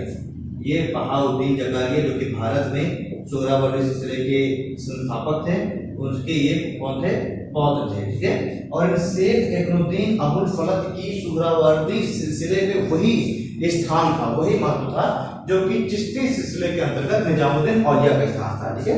तो शेख इब्नुद्दीन अबुल फलक भी सोहरावर्दी सिलसिले में उतने ही महत्वपूर्ण व्यक्ति थे जितने कि चिश्ती सिलसिले के अंतर्गत कौन थे? तो निजामुद्दीन औलिया थे। ठीक। अब हम लोग बात करेंगे कादरी सिलसिला की।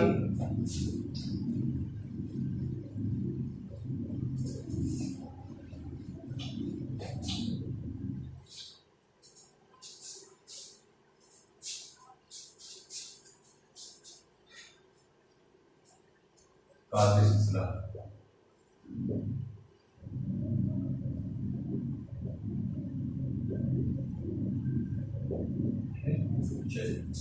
कादरी सिलसिला पर देखेंगे। इसके संस्थापक है शेख अब्दुल कादिर गिलानी। कौन संस्थापक? संस्थापक है इसके शेख अब्दुल कादिर गिलानी। ठीक है। शेख अब्दुल कादिर गिलानी कौन है? इस कादरी सिलसिले के संस्थापक हैं। प्रमुख सिद्धांत अगर हम लोग देखेंगे तो इस सिलसिले ने भी रहस्यवादी विचारधारा, इस सिलसिले ने क्या किया? रहस्यवादी विचारधारा पर बल दिया और प्रकृति के रहस्य को सुलझाना इसका प्रमुख उद्देश्य था। ठीक है। तो इसने जो है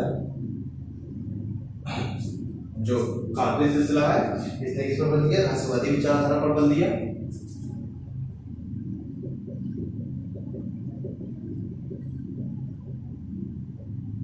और इसका प्रमुख लक्ष्य क्या था? प्रमुख इस सिलसिले का लक्ष्य था कि प्रकृति के जो अनसुलझे जो रहस्य हैं, ठीक है, प्रकृति के जो अनसुलझे जो रहस्य है उन रहस्यों को सुलझाना।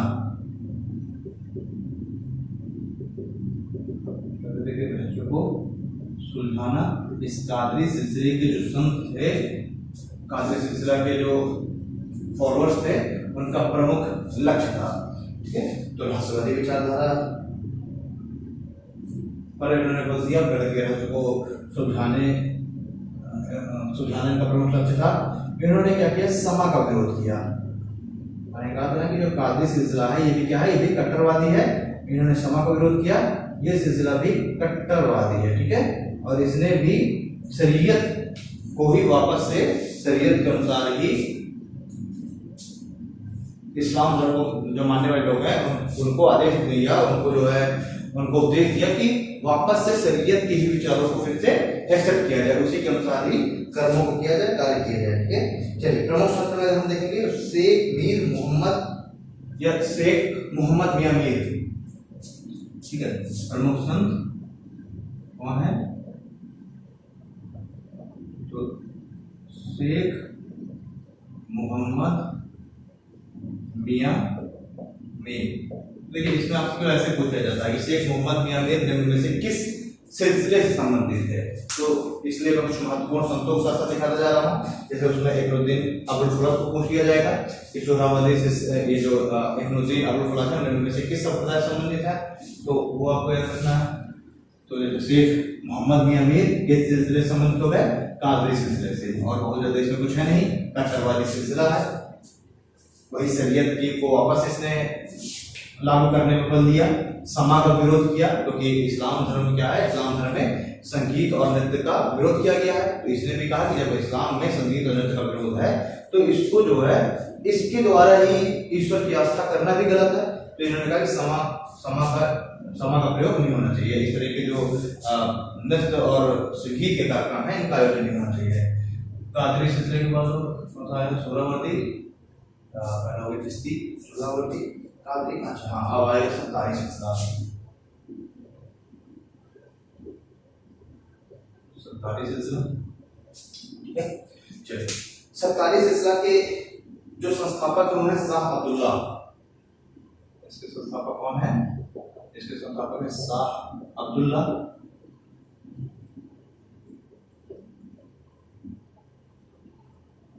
सरकारी सिलसिला के संस्थापक कौन हो गए, शाह अब्दुल्ला।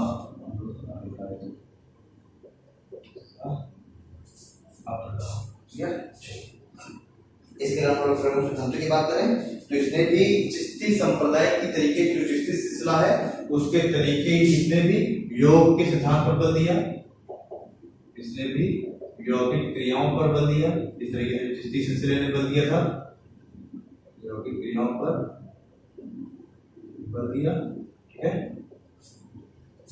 सरकारी सिलसिले ने दूसरा हम देखेंगे तो लौकिक सुविधाओं से युक्त आराम का जीवन व्यतीत करने पर इसने भी इसका विश्वास था, क्योंकि इन्होंने कहा कि भले ही आप यौगिक क्रियाओं से जीवन व्यतीत करें लेकिन आपका जो हृदय है वो निर्मल होना चाहिए। तो सोहरावर्दी सिलसिले की जैसे ही इन्होंने भी आरामदायक जीवन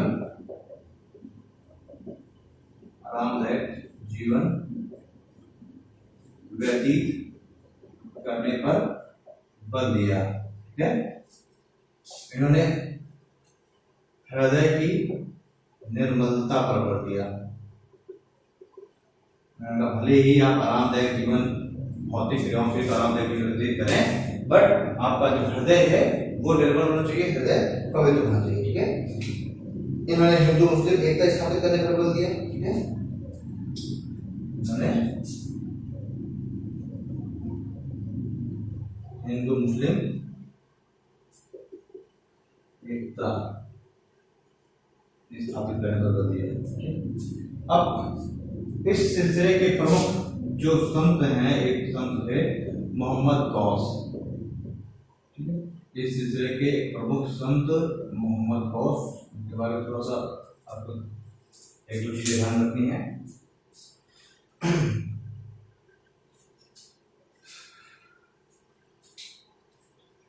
तो जो मोहम्मद गौस है, मोहम्मद गौस ने अपना जो खानकाह है, अपना खानकाह निवास स्थल कहाँ बनाया, ग्वालियर में बनाया, और इन्होंने ग्वालियर के क्षेत्र में ही इस सत्तारी सिलसिले का प्रचार किया, ठीक है। सत्तारी सिलसिले का जो प्रचार उन्होंने कहाँ किया, ग्वालियर के क्षेत्र में किया। इन्हीं मोहम्मद गौस से ही तानसेन प्रभावित हुआ और तानसेन मोहम्मद गौस से प्रभावित होकर के, और इसका जो झुकाव है, झुकाव कहाँ हो गया, झुकाव सत्तारी सिलसिले की ओर हो गया, ठीक है। तो जो तानसेन है, तानसेन भी इससे मोहम्मद गौस से काफी प्रभावित था और इसी कारण से तानसेन का झुकाव भी मोहम्मद गौस की ओर हो गया। मोहम्मद गौस के द्वारा ही तानसेन को ईरानी संगीत की शिक्षा दी गई,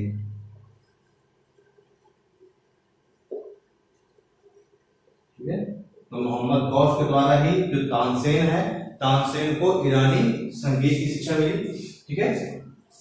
तो ये मोहम्मद गौस के बारे में ये पूछा भी जा चुका है कि तानसेन को ईरानी संगीत की शिक्षा निम्न में से किस सूफी संत के द्वारा मिली थी, किसके द्वारा, मोहम्मद गौस के द्वारा। ग्वालियर संबंधित है, जिनकी खानका में ग्वालियर में स्थित है। चलिए अब हम देखेंगे नक्शबंदी सिलसिले को।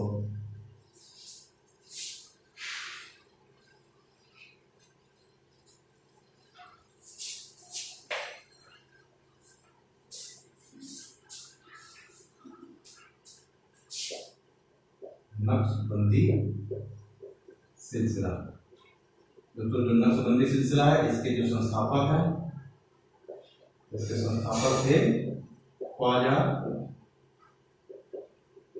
बकी बिल्लाह,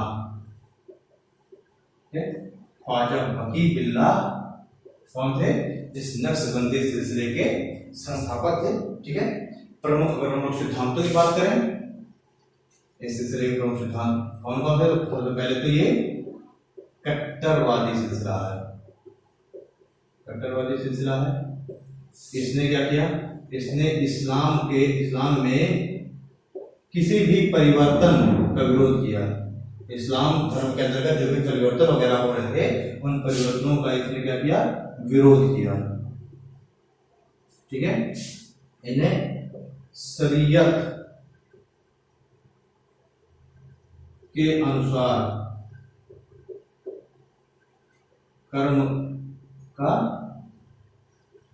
शरीयत के अनुसार कर्म पर बल दिया। इन्होंने कहा कि जो भी कार्य है वो सभी शरीयत के अनुसार प्रत्येक व्यक्ति को करना चाहिए। ठीक है, चलिए, तो सभी प्रकार के परिवर्तनों का विरोध किया इन्होंने। समाज में मूल जो इस्लामी सिद्धांत है उनको स्थापित करने का सुझाव दिया। तो एक ही चीज है, शरीयत के अनुसार कार्य करने पर बल, यह जो है जो मूल इस्लामी सिद्धांत है, मूल इस्लामिक सिद्धांत इनके अनुसार कार्य करने पर बल दिया। ठीक है, इसने जो समा है, समा का पुरजोर विरोध किया। तो किसी भी प्रकार के जो परिवर्तन है उनका विरोध किया, समा का पुरजोर विरोध किया गया। ठीक है, इसके अगर प्रमुख संत की बात करें तो प्रमुख संत है शेख अहमद सरहिंदी।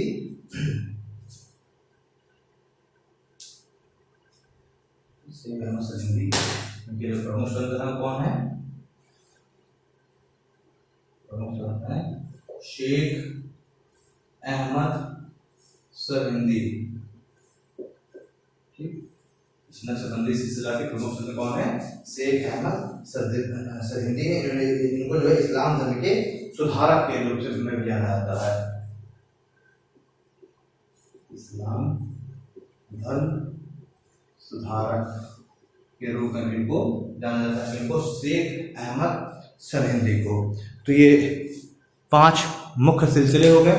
वैसे तो 14 सिलसिले हैं, लेकिन इनमें से 5 मुख्य सिलसिले मुख्य हैं। ठीक, अब हम लोग जल्दी से बात कर लेते हैं भक्ति आंदोलन की।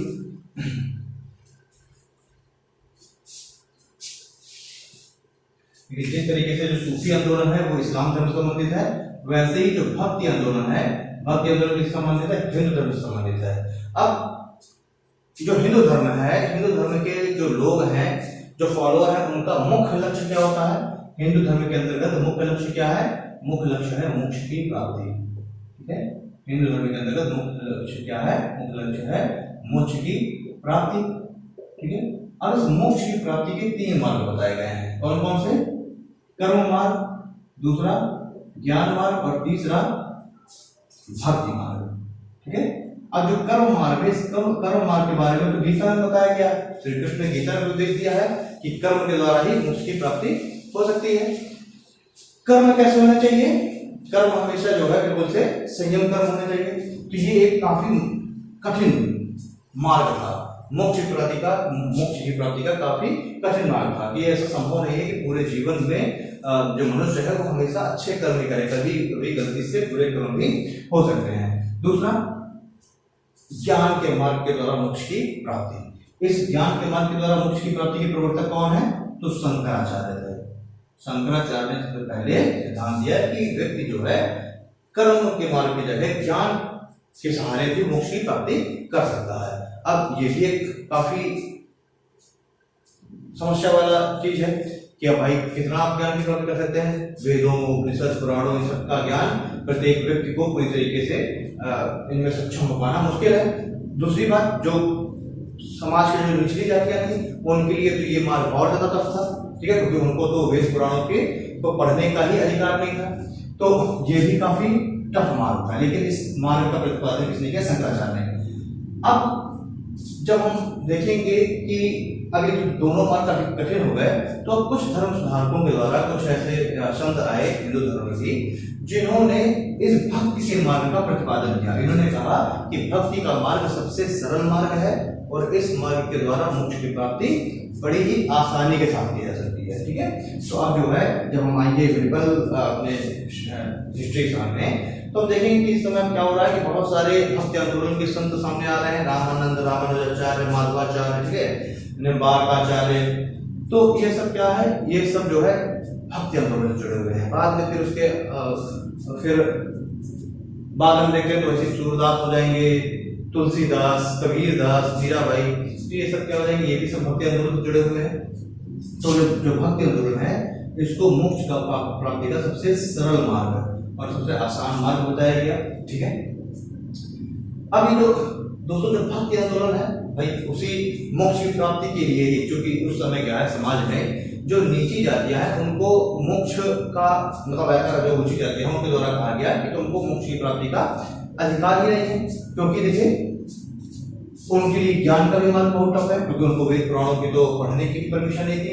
कर्म का मार्ग बहुत टफ मार्ग है, तो मोक्ष कैसे प्राप्त करें। तो इसी वजह से कॉन्सेप्ट आया कि ऐसे जो निम्न जातियां हैं वो भी भक्ति के मार्ग के द्वारा मोक्ष की प्राप्ति कर सकती हैं। इसी क्रम में हम लोग देखेंगे कि बाद में संत रैदास हो गए, ठीक है, रहीम हो गए, कबीर हो गए, ये सब क्या है इन सभी के द्वारा मतलब कुछ ऐसे संत रैदास वगैरह, रविदास वगैरह हम देखेंगे तो क्या है कि वो नीची जाति से संबंधित थे, लेकिन उन्होंने भी भक्ति आंदोलन के द्वारा मोक्ष प्राप्ति का जो है मार्ग बताया, उस मार्ग में वो लोग भी चले, ठीक है। तो इसी वजह से नीची जातियों को भी मोक्ष की प्राप्ति का मार्ग उपलब्ध कराने के लिए, उस मार्ग में उनको भी दिशा निर्देशित करने के लिए ही कुछ साधु संतों के द्वारा भक्ति आंदोलन का प्रारंभ किया गया। तो अब अगर हम देखेंगे कि भक्ति आंदोलन का जो प्रारंभ है वो कब होता है, तो दोस्तों भक्ति आंदोलन का प्रारंभ तो वही 7वीं से 8वीं सदी, जिस समय क्या हो रहा है, जिस समय वो उसका सूफी आंदोलन का प्रारंभ हो रहा है, उसी समय 7वीं से 8वीं सदी में ही भक्ति आंदोलन का भी प्रारंभ हो गया। और इस भक्ति आंदोलन के सबसे पहले जो संत है, सबसे प्रमुख जो पहले प्रणेता है, वो शंकराचार्य को माना जाता है, ठीक है। शंकराचार्य का वैसे मुख्य जो सिद्धांत हो तो ज्ञान के द्वारा मोक्ष की प्राप्ति, लेकिन इस भक्ति आंदोलन की ही जो परंपरा है उसमें सबसे पहले जो संत माने जाते हैं वो माने जाते हैं शंकराचार्य। उसके बाद फिर 15वीं से 16वीं सदी में, 15वीं से 16वीं सदी में इस भक्ति आंदोलन का सर्वाधिक विकास हुआ। भक्ति आंदोलन है इसका सर्वाधिक जो विकास है कब हुआ भारत में, 15वीं से 16वीं सदी में। उसी समय का पीरियड है जिसमें हम लोग देखेंगे रामानंद, रामानुजाचार्य, निम्बार्काचार्य, माधवाचार्य, ठीक है, मीराबाई, सूरदास, तुलसीदास, कबीरदास, ये सब तो इसी टाइम पीरियड के 15वीं से लेकर के 17वीं शताब्दी तक गुरु नानक देव, ठीक है। तो इस तरीके से भक्ति आंदोलन का भी प्रारंभ होता है। तो अब जो हिंदू समाज में है उसमें व्याप्त जो कुरीतियां हैं उनको दूर करने के लिए, लोगों को मोक्ष का रास्ता उपलब्ध करवाने के लिए हिंदू समाज में भी भक्ति आंदोलन का प्रारंभ होता है। अब इस भक्ति आंदोलन के प्रारंभ में सबसे पहले हम बात करेंगे शंकराचार्य की।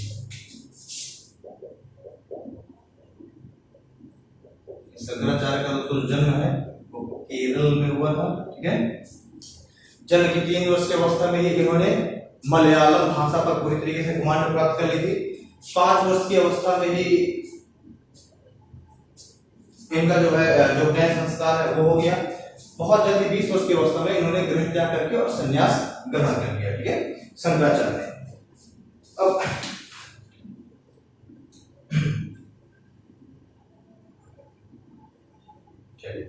तो शंकराचार्य ने क्या किया कि 20 वर्ष की अवस्था में ही क्या ग्रहण कर लिया, तो संन्यास ग्रहण कर लिया। अब जो शंकराचार्य हैं इनके द्वारा दक्षिण भारत से ही भक्ति आंदोलन का प्रारंभ होता है। जो भक्ति आंदोलन है वो मुख्य रूप से दक्षिण भारत से ही उसका विकास हुआ। बाद में फिर रामानंद के द्वारा उसे उत्तर भारत में लेके आया गया। तो दक्षिण भारत से भक्ति आंदोलन का विकास होता है किसके द्वारा, शंकराचार्य के द्वारा, ठीक है। इनका जन्म भी केरल में हुआ था। अब इनका जो सिद्धांत है वो सिद्धांत बहुत पूछा जाता है कि शंकराचार्य के द्वारा किस सिद्धांत का प्रतिपादन किया गया, तो शंकराचार्य के द्वारा अद्वैतवाद, शंकराचार्य के द्वारा अद्वैतवाद का सिद्धांत दिया गया। इनका जो सिद्धांत है शंकराचार्य का, इन्होंने कहा कि ब्रह्म ही सत्य है, बाकी जगत और जीव क्या है, मिथ्या है, ठीक है। ये सिद्धांत है का, इन्होंने कहा सिर्फ ब्रह्म ही सत्य है और बाकी सब मिथ्या। लेकिन इसके बाद हम तुरंत देखेंगे रामानुजाचार्य अपने सिद्धांत में कहेंगे कि ब्रह्म तो सत्य है ही, लेकिन जगत और जीव भी सत्य हैं, यानी कि तीनों ही आपस में एक दूसरे से इंटरकनेक्टेड है और तीनों ही सत्य है। लेकिन इन्होंने क्या कहा था, इन्होंने कहा था ब्रह्म भी सत्य है, बाकी सब मिथ्या। ठीक है, किसने कहा था? शंकराचार्य ने। तो शंकराचार्य के द्वारा किसका सिद्धांत दिया गया? इनके द्वारा अद्वैतवाद का सिद्धांत दिया गया। ठीक, चलिए अब हम देखेंगे कि दक्षिण भारत से प्रमुख संत कौन है? शंकराचार्य। शंकराचार्य के द्वारा मैंने जब हम लोग पढ़ रहे थे हिंदू, जब लोग रिलीजन पढ़ रहे थे तो हमने शंकराचार्य के बारे में बात किया था। इनके द्वारा 4 मठों की स्थापना की गई है। ठीक है, बद्रीनाथ जो कि विष्णु को समर्पित है मठ, दूसरा द्वारका जो कि कृष्ण को समर्पित है, श्रृंगेरी हो गया। ठीक है,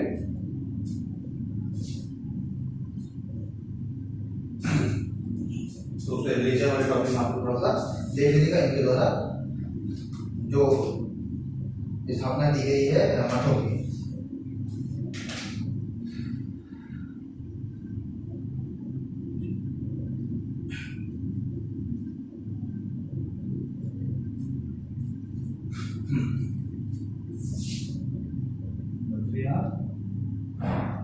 विष्णु को समर्पित है, 4 मठ इनके द्वारा स्थापित किए गए हैं। पुरी जो कि सुभद्रा और बलदाऊ समर्पित है, आपके द्वारका समर्पित है और श्रृंगेरी मठ। ये 4 मठ का निर्माण किया गया, बद्रीनाथ मठ, पुरी मठ, द्वारका मठ और श्रृंगेरी मठ। तो श्रृंगेरी मुख्य रूप से ये शिव को समर्पित है। तो ये जो है भारत के चारों दिशाओं में अलग अलग जगह पर है ये चारों मठ। अब जो है जो ये शंकराचार्य है, शंकराचार्य को बौद्ध धर्म में इनके लिए भी प्रच्छन्न बौद्ध की भी संज्ञा दी गई है। प्रच्छन्न बौद्ध की भी संज्ञा दी गई है। तो शंकराचार्य को भी बौद्ध धर्म में भी प्रच्छन्न बुद्ध की संज्ञा दी गई है। ठीक है, बौद्ध धर्म के अंतर्गत इन्हें प्रच्छन्न बुद्ध भी कहा गया है शंकराचार्य को। तो इनका हम लोग दर्शन देख लिया, अद्वैतवाद, प्रच्छन्न बुद्ध की संज्ञा दी गई है। इन्होंने कहा ब्रह्म नहीं सत्य है, बाकी सब मिथ्या है। इनके द्वारा 4 पीठों की स्थापना की गई है। अब दक्षिण भारत के दूसरे महत्वपूर्ण संत हैं। ठीक है, तो वो हम देखेंगे कि कौन है दक्षिण भारत के दूसरे सबसे महत्वपूर्ण संत।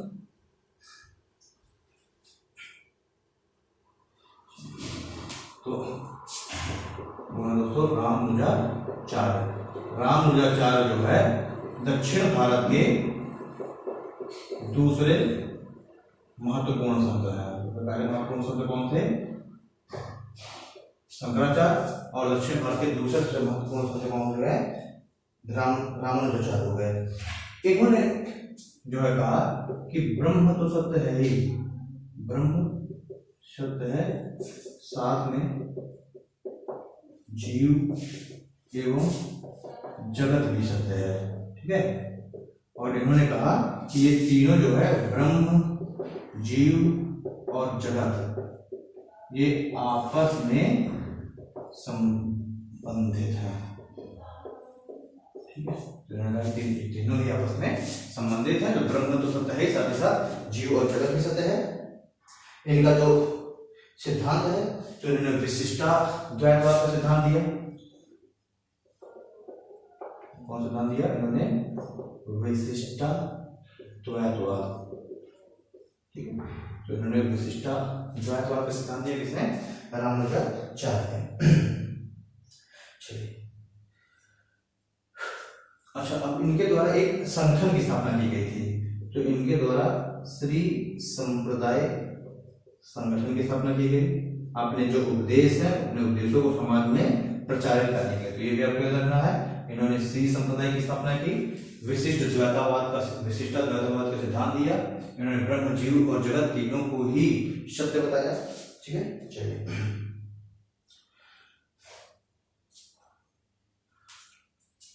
अब देखिए इनके द्वारा प्रमुख जो कार्य है, इनके द्वारा समाज में किया गया जो प्रमुख कार्य है, तो क्या है? एक और तो इन्होंने जो ब्राह्मण है, मतलब एक और तो इन्होंने वर्ण व्यवस्था का समर्थन किया, एक और इन्होंने वर्ण व्यवस्था का समर्थन किया।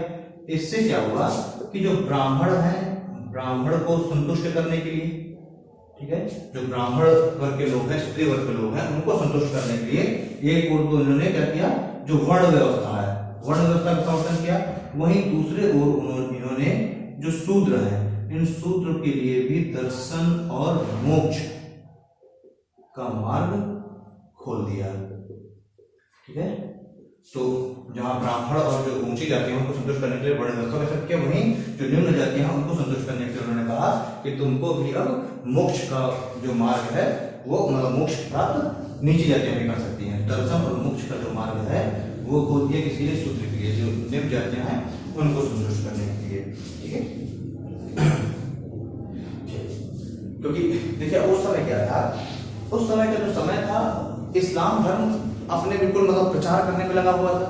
तो अब ये भी एक डाउट था, ये भी एक संशय था कि अगर जो वर्ण, जो शूद्र हैं, इनको वर्ण व्यवस्था में ऐसे नीचे रखा जाएगा, इनको मोक्ष का मार्ग इनके लिए नहीं खोला जाएगा, कहा जाएगा कि इनको मोक्ष का अधिकार ही नहीं है, तो वो इस्लाम धर्म में कन्वर्ट हो जाएंगे। तो इसलिए शूद्रों का धर्मांतरण रोकने के लिए, इस्लाम धर्म में इनको धर्मांतरण रोकने के लिए इनके द्वारा, रामानुजाचार्य के द्वारा इनके लिए भी मोक्ष का मार्ग खोला गया।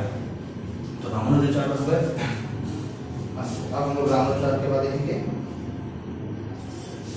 निम्बार्काचार्य को।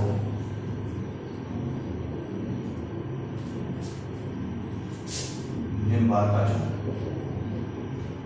तो जो निम्बार्काचार्य है, इनका जो सिद्धांत है वो क्या है, तो इनका सिद्धांत है द्वैतवाद, ठीक है। यानी इन्होंने अद्वैतवाद प्लस द्वैतवाद दोनों को शामिल किया, ठीक है। इसीलिए इन सिद्धांत का क्या नाम पड़ गया, द्वैताद्वैतवाद, क्योंकि उन्होंने शंकराचार्य के अद्वैतवाद को भी शामिल किया और साथ ही साथ उनके के माधवाचार्य के उन्होंने द्वैतवाद को भी शामिल किया, ठीक है। चलिए, तो उन्होंने दोनों विश्वास किया, ब्रह्म की सत्ता पर स्वीकार किया, साथ ही साथ उन्होंने जीव जगत की सत्ता को भी स्वीकार किया, ठीक है। तो इन्होंने भी ब्रह्म, जीव और जगत तीनों की सत्ता को स्वीकार किया।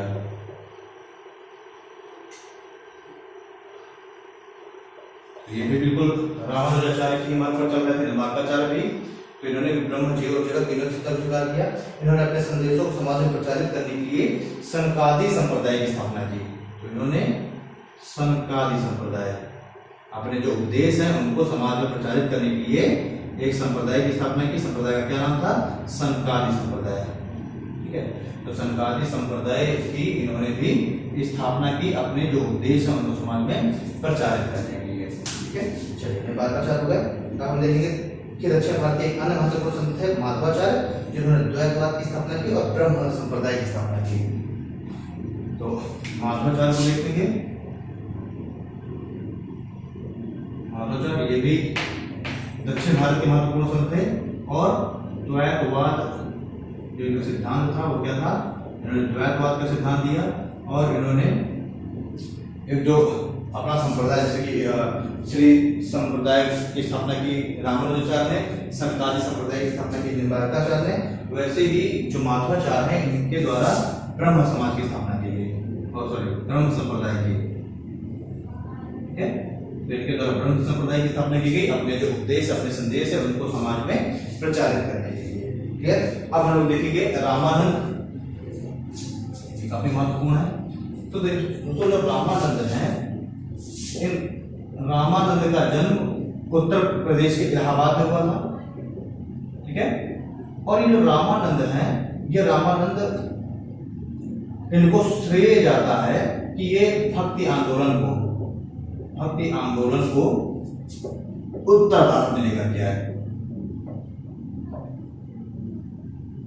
रामानुजाचार्य के शिष्य थे और ये जो है रामानंद दक्षिण भारत से भक्ति आंदोलन को उत्तर भारत में लेकर के आए। तो इन्होंने एक जो है एक ब्रिज का काम किया, यानी कि दक्षिण भारत से उत्तर भारत में भक्ति आंदोलन को लाने के लिए, इन्होंने क्या किया, एक सेतु का कार्य किया, ठीक है। यानी दक्षिण भारत से भक्ति आंदोलन को ये उत्तर भारत में लेकर के आए, उसका श्रेय किसको दिया जाता है, रामानंद को दिया जाता है, ठीक है। अब जो रामानंद है, ये रामानंद राम के उपासक थे। तो अब जैसे जो माधवाचार्य हैं, माधवाचार्य कृष्ण के उपासक थे, इन्होंने कृष्ण और राधा की उपासना की, लेकिन इन्होंने राम, ये राम के उपासक थे और इन्होंने राम सीता की उपासना की। इन्होंने क्या किया, इन्होंने राम सीता की उपासना की। ठीक है, तो ये राम के उपासक थे कौन, राम जी। ठीक, इन्होंने रामावत संप्रदाय की स्थापना की और अपना प्रमुख केंद्र अयोध्या और चित्रकूट को बनाया। उन्होंने रामावत संप्रदाय की स्थापना की। ठीक है, और जो प्रमुख केंद्र है, अपना प्रमुख केंद्र बनाया उन्होंने अयोध्या को और चित्रकूट को। अयोध्या और चित्रकूट को इन्होंने क्या किया, अपना प्रमुख जो केंद्र है वो बनाया, रामावत संप्रदाय की स्थापना की। साथ ही साथ इनका द्वारा किया गया प्रमुख कार्य ये था कि इन्होंने अपने इस रामावत संप्रदाय में, जो रामावत संप्रदाय है ना, इसमें महिलाओं को भी प्रवेश दिया, महिलाओं को भी प्रवेश दिया। ठीक है, ये भी महत्वपूर्ण है। पूछा सकता है कि किस संत के द्वारा, आपके अंदर किस संत के द्वारा महिलाओं को भी सबसे पहले संप्रदाय में शामिल किया गया, तो रामावत संप्रदाय में महिलाओं को भी प्रवेश दिया किसने, रामानंद जी ने। ठीक है, अब प्रमुख अगर हम लोग इस भक्ति आंदोलन में रामानंद जी के प्रमुख हम लोग उद्देश्य की बात करेंगे, उनके द्वारा प्रमुख किए गए कार्यों की बात कर लेंगे, तो इसमें देखेंगे हम लोग रामानंद ने राम की भक्ति का प्रचार किया और सामाजिक समानता पर बल दिया। तो रामानंद जी के द्वारा किए गए प्रमुख कार्यों की अगर बात करेंगे तो राम की भक्ति का प्रचार, उन्होंने ही राम की भक्ति का प्रचार प्रारंभ किया। दूसरा, सामाजिक एकता और समानता पर बल। ठीक है, सामाजिक जो सहिष्णुता है उसके बढ़ाने पर दिया, राम की भक्ति और राम की जो भक्ति उसका प्रचार किया। ठीक, इन अच्छा इन्होंने अभी तक के जैसे माधवाचार्य हैं, द्वारकाचार्य हैं, इनके द्वारा क्या हो रहा था कि संस्कृत भाषा में अपने उपदेश दिए जाते हैं। इन्होंने संस्कृत के स्थान पर हिंदी या फिर जो भी स्थानीय भाषा थी, जहाँ के भी ब्रज है, अवधि है, तो उसी में ही अपने क्या दिए, उपदेश दिए। ठीक है, तो इन्होंने संस्कृत के स्थान पर हिंदी या फिर जो स्थानीय भाषा थी उनमें भी अपने उपदेश दिए, जिससे क्या हुआ कि जो वहाँ की जो लोकल जनता है वो इससे ज्यादा जल्दी जुड़ गई। क्लियर, चलिए, ताकि आम जनता तक उनके जो उपदेश हैं आम जनता तक आसानी से पहुंच जाए। अब इनके अगर हम लोग प्रमुख शिष्यों की बात कर लें, रामानंद जी के प्रमुख अगर हम लोग शिष्य की बात कर लें तो इसमें देखोगे जैसे कि सूरदास हो गए, कबीर हो गए, संत रैदास हो गए। ठीक है, तो ये जो है कुछ प्रमुख इनके शिष्य हैं, सूरदास, कबीर वगैरह, रैदास हो गए। ठीक है, धन्ना और पीपा, हाँ धन्ना और पीपा ये भी निम्न कुल से संबंधित थे, धन्ना पीपा वगैरह। ये कुछ मुख्य इनके क्या है, कुछ मुख्य के शिष्य हो गए रामानंद जी के।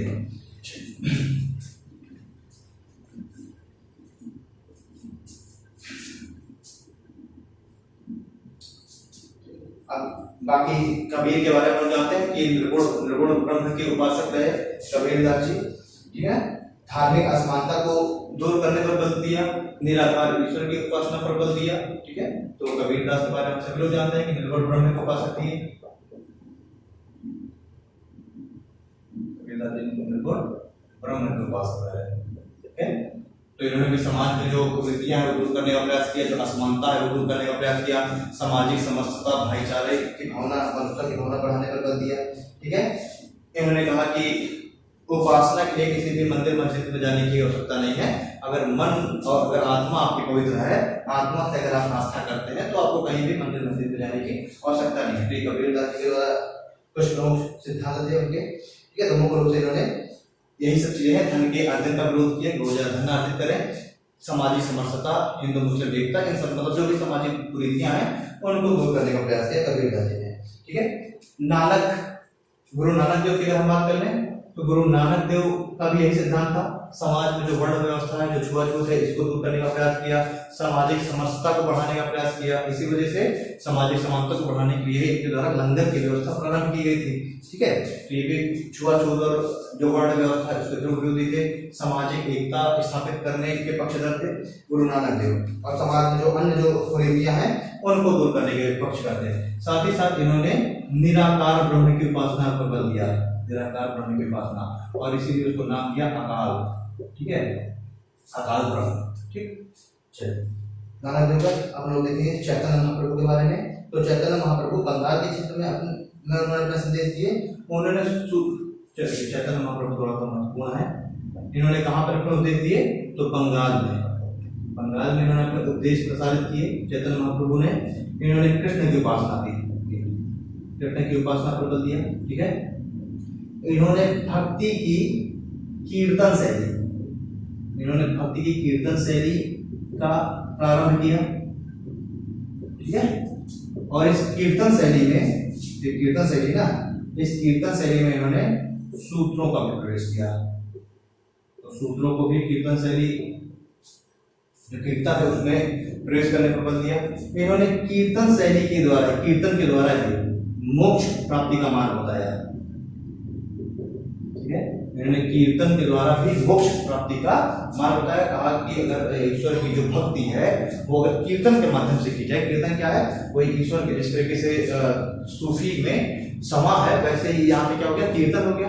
तो इन्होंने कहा कि कीर्तन के माध्यम से भी क्या किया जा सकता है? मोक्ष प्राप्त किया जा सकता है। और मोक्ष प्राप्ति के लिए इन्होंने सूत्रों के भी प्रवेश के लिए इन्होंने कहा कि सूत्र भी कीर्तन के द्वारा मोक्ष की प्राप्ति कर सकते हैं। मतलब जो निम्न जातियां हैं वो भी कीर्तन के द्वारा क्या कर सकती हैं? मोक्ष की प्राप्ति कर सकती हैं। तो चैतन्य महाप्रभु भक्ति की कीर्तन शैली का प्रारंभ किया, कृष्ण की उपासना के पक्ष से कृष्ण की उपासना पर बल दिया। ठीक है, अब इन्होंने जहां सूत्रों को कीर्तन में प्रवेश करने का और मोक्ष प्राप्त करने का अधिकार दिया, वहीं इन्होंने सूत्रों के मंदिर प्रवेश पर प्रतिबंध दिया। इन्होंने सूत्र है सूत्रों के मंदिर प्रवेश पर प्रतिबंध लगाया।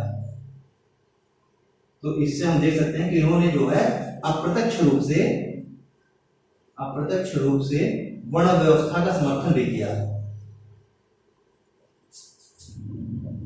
ठीक है, जिस तरीके से रामानुजाचार्य ने भी वर्ण व्यवस्था का समर्थन किया था, ताकि ब्राह्मणों को भी संतुष्ट किया जा सके और मोक्ष प्राप्ति का मार्ग बता करके, और शूद्रों को भी, ठीक है, शूद्रों को भी संतुष्ट किया जाते। इस तरह से इन्होंने भी शूद्रों को संतुष्ट करने के लिए कीर्तन शैली के द्वारा मोक्ष प्राप्ति का उन्हें मार्ग बताया, और साथ ही साथ इनको मंदिर में प्रवेश करने पर भी प्रतिबंध लगाया। जिससे कि क्या सीधे हमें समझ में आ रहा है कि इन्होंने अप्रत्यक्ष तौर पर वर्ण व्यवस्था का चैतन्य महाप्रभु के द्वारा समर्थन किया गया। ठीक है, चलिए, तो इन्होंने कहा कि कीर्तन के द्वारा ईश्वर की प्राप्ति सरलता से की जा सकती है। ये भक्ति की एक पराकाष्ठा दर्शाता है। क्लियर, भक्ति की पराकाष्ठा को दर्शाता है। अब और थोड़ा सा बात कर लेते हैं महाराष्ट्र के क्षेत्र में। ठीक है, इससे क्वेश्चन बन जाता है। 5 मिनट और क्लास काफी लंबी हो चुकी है। महाराष्ट्र के क्षेत्र में